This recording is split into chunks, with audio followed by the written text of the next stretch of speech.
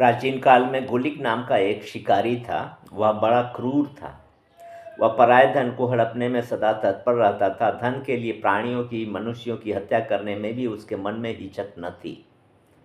वह सदा इसी अवसर की प्रतीक्षा में रहता था कि पराई स्त्रियों का अपहरण कर लूं, कपटपूर्वक धन हरण कर लूं, पशु प्राणियों की हत्या कर दूं। धन के लिए ब्राह्मणों को मारने में भी वह नहीं चूकता था। देव संपत्ति को हड़पने में भी उसे सुख का अनुभव होता था। किसी भी प्रकार के पाप कर्म करने में उसे ग्लानि नहीं होती थी। इसी पापपूर्ण धन से वह अपने परिवार का पालन पोषण करता था। एक दिन वह शिकारी धन की खोज में अपने आवास स्थान से बहुत दूर निकल गया। मार्ग में एक उपवन में उसने एक भव्य विष्णु मंदिर देखा।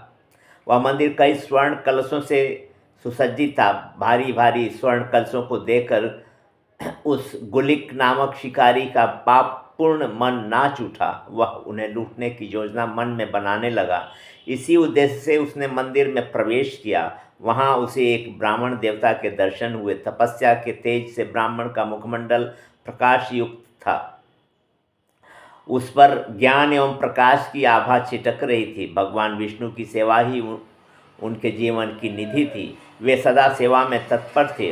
उनका हृदय दया से भरा था। सेवा कार्य से निवृत्त होने पर वे भगवान के ध्यान में लग जाते थे। उनका नाम उतंक था। गुलिक ने चोरी के दृढ़ निश्चय से ही मंदिर में प्रवेश किया था। उसने सोचा कि ये उतंक ऋषि ही मेरे मार्ग के बाधक हैं, अतः उन्हें मारने के लिए उसने तत्काल अपनी तलवार निकाल ली और उन पर आक्रमण कर दिया। उसने उनकी जटा पकड़कर धरती पर पटक दिया। उनकी छाती पर पैर रखकर वह उन्हें मारना चाहता था कि मुनि की विनम्र निष्कपट वाणी उसके कानों में पड़ी। मनुष्य जब तक धन कमाता है तभी तक भाई बंधु उससे संबंध रखते हैं, परंतु इहलोक और परलोक में केवल धर्म और अधर्म ही सदा उसके साथ रहते हैं। वहाँ दूसरा कोई साथी नहीं है। मुनि की विनम्र गूढ़ वाणी सुनकर गुलिक नामक शिकारी ठिठक गया। उसके हाथ रुक गए। सत्संग की बड़ी महिमा है। भगवान की महती कृपा से ही संतों के दर्शन और उनका सत्संग प्राप्त होता है। दुष्ट जनों को सुधारने का सत्संग ही महारसायन है। दुष्ट सत्संग पाकर सुधर जाते हैं। पारस लोहे को स्वर्ण बना देता है और सत्संग दुष्ट को निर्मल कर देता है। मुनि उतंक ने निर्भयतापूर्वक गुलिक से कहा, भैया मैंने तुम्हारा क्या अपराध किया है? मैं तो सर्वथा निरपराध हूँ और भगवान विष्णु की शरण में हूँ। भगवान तो सबके हितकारी हैं और सदा ही अत्यंत प्रिय हैं। फिर क्यों न तुम सर्वभयहारी प्रभु की शरण में जाते हो? वे दीन वत्सल सदा के लिए तुम्हें अभय कर देंगे। शक्तिशाली पुरुष तो अपराधियों को, पापियों को भी नहीं मारते। फिर तुम मुझे व्यर्थ क्यों मार रहे हो? सज्जन पुरुष तो सताए जाने पर भी सताने वाले को मारते नहीं, क्षमा कर देते हैं। जिनकी बुद्धि सदा दूसरों के हित में लगी रहती है वे पुरुष कभी किसी से भी द्वेष नहीं करते। ऐसे पुरुष भगवान को बड़े प्रिय होते हैं।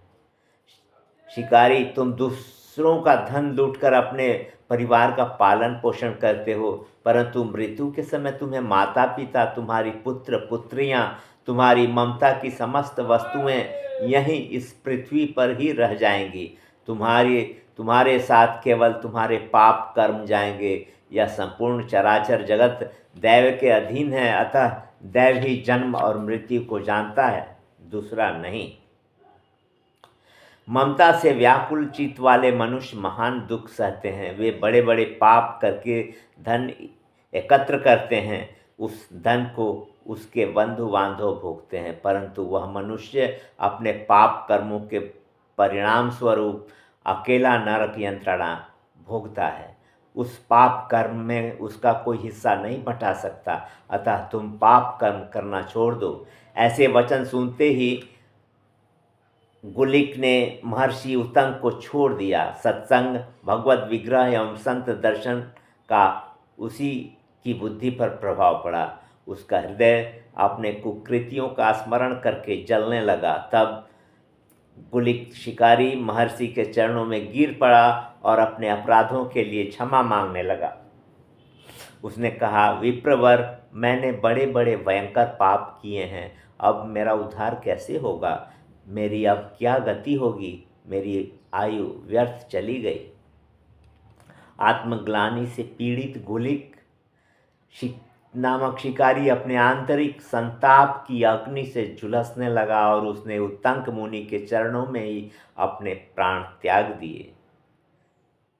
मुनि का हृदय करुणा से द्रवित हो गया। उन्होंने भगवान विष्णु के चरणोदक से शिकारी का संपूर्ण शरीर सींच दिया। चरणोदक के प्रभाव से एवं संत के स्पर्श से शिकारी के समस्त पाप नष्ट हो गए। वह भगवान विष्णु के चरणों का अधिकारी हो गया। वह शिकारी अपने दिव्य शरीर से मुनि उत्तंक पर पुष्प की वर्षा करते हुए और उनका गुण कीर्तन करते हुए विष्णु धाम में चला गया।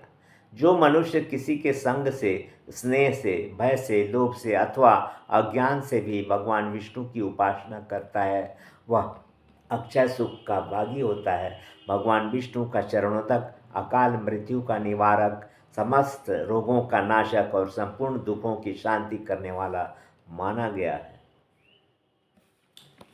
यह कहानी नारद पुराण से है।